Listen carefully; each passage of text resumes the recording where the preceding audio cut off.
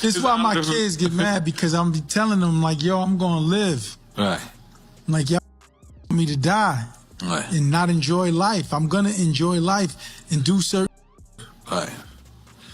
No, Dad, but you can't do that. I'm like, guys, stop me. All right. Okay, so it looks like Irv Gotti's passing has got the internet in a frenzy, with people throwing out all kinds of theories about what really happened. While the official reports say he died from complications related to his diabetes, you already know folks are out here connecting the dots and coming up with their own explanations.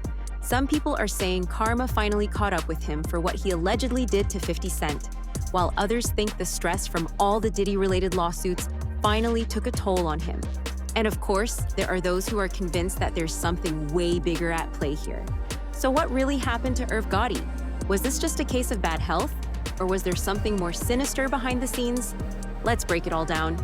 Irv Gotti was a major player in the hip-hop and R&B scene, producing some of the biggest hits of the early 2000s and working with artists like Ja Rule, Ashanti, DMX, and Jay-Z. His influence was undeniable, and for a while, he was on top of the world. But along with the success came a lot of controversy, from his long-standing beef with 50 Cent to his legal troubles, and even his messy relationships with women. Now, Irv had been open about his struggles with diabetes for years. He admitted that he wasn't always consistent with taking his insulin. All right. You know, my diabetes, my number's been high. So they just wanted me to. He's like, Dad, you can't do drink champs. All right. What it does is it starts deteriorating your body. All right. So. And you good? Like, you got it under control? No. Oh, wow. When my number gets too high, shot. All right. I told you, if you eat something and it tastes good, it's better. Even too much fruit is sugar, depending on the level of diabetes. But when Irv had a stroke in August 2024 and had to use a cane, a source reported about his condition, saying, Irv has been struggling with diabetes for years, which caused him to have a minor stroke over 6 months ago. He has since changed his diet to eating more healthy. He's been successful in making a full recovery. Irv is not in a rehab facility. He is at home with his family, enjoying his life. Unfortunately, he had another stroke recently, but upon confirmation of his death, people online have been saying that this could be more than just complications caused by diabetes. And one name that has come up a lot with relation to his death is 50 Cent. Again, like I said, people were talking about Irv dying on 2525 and 25 plus 25 totaling 50. And I don't know what that has to do with anything, but to some people, the death was karma for what he did to 50, or that 50 may have had something to do with his death. Now let me take you back a little bit and explain this beef with 50 Cent so you can see where people are coming from. So their dispute dates back to 1999 when a close associate of 50 Cent allegedly robbed Ja Rule in Southside Jamaica, Queens. At the time, Ja Rule was the label's leading artist at Irv's label. And his doctors had been begging him to change his lifestyle. He even suffered a stroke in 2024, which forced him to use a cane, but at the time, his family said he was recovering well. So when the news broke that he had passed away, most people assumed it was due to his health issues. But of course, the internet wasn't about to let it slide that easily. As soon as people heard about Irv's passing, 50 Cent's name started trending, and not just because of their decades-long beef, but because of the timing of it all. Some folks pointed out that Irv died on February 5th, 2025. And if you add those numbers together, 2 plus 5 plus 25, you get 50. Coincidence? Maybe. But the internet ran with it anyway, with some even suggesting that this was karma for what he allegedly did to 50 Cent back in the day. Now, if you don't know about the 50 Cent versus Irv Gotti beef, let me take you back real quick. Back in 1999, a close associate of 50 Cent allegedly robbed Ja Rule in Queens. At the time, Ja Rule was Irv's biggest artist, while 50 was just starting to make a name for himself. That robbery sparked one of the biggest feuds in hip-hop history.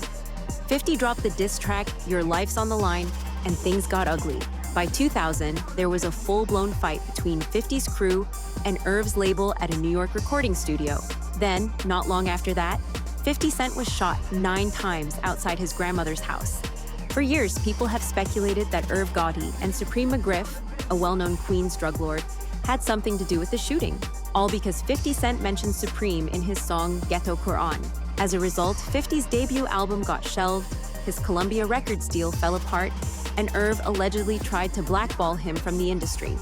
But 50 came back stronger than ever. He signed with Eminem and Dr. Dre, launched G-Unit, and dropped Wanksta, which destroyed Ja Rule and Irv's reputation. From that moment on, 50 never let up on Irv. Even years later, he kept mocking him online, clowning his career, and even roasting him for his health problems. When reports came out in 2024 that Irv had suffered a stroke, 50 was quick to react, posting on Instagram, "Damn, homie, in high school you was the man, homie. WTF happened to you?" And after Irv passed away, 50 doubled down, posting a picture of himself smoking next to a grave with the caption, "I'm smoking on that Gotti pack. Nah, God bless him. LOL. Bruh. Now, do I think 50 had something to do with Irv's death?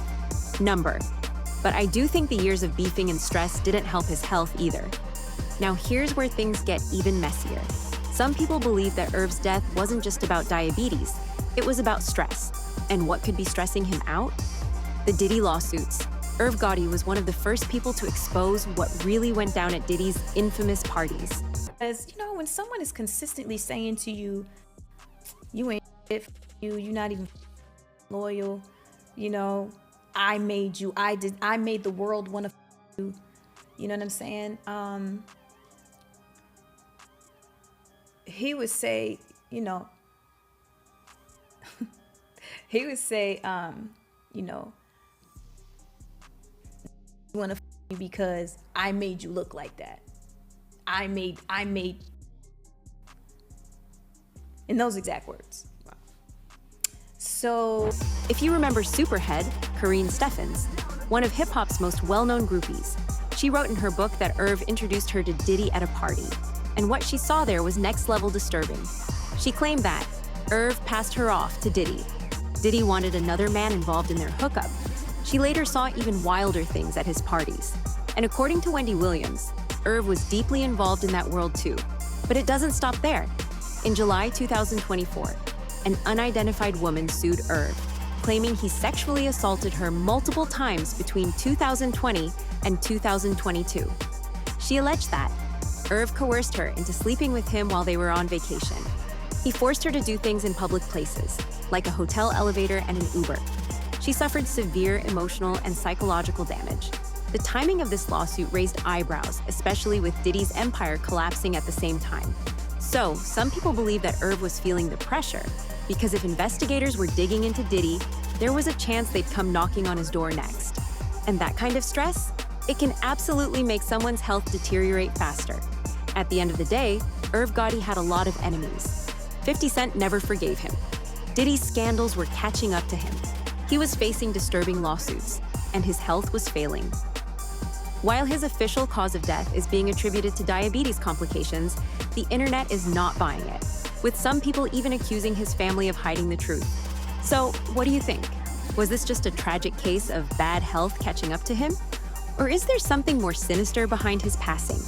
Drop your thoughts in the comments below.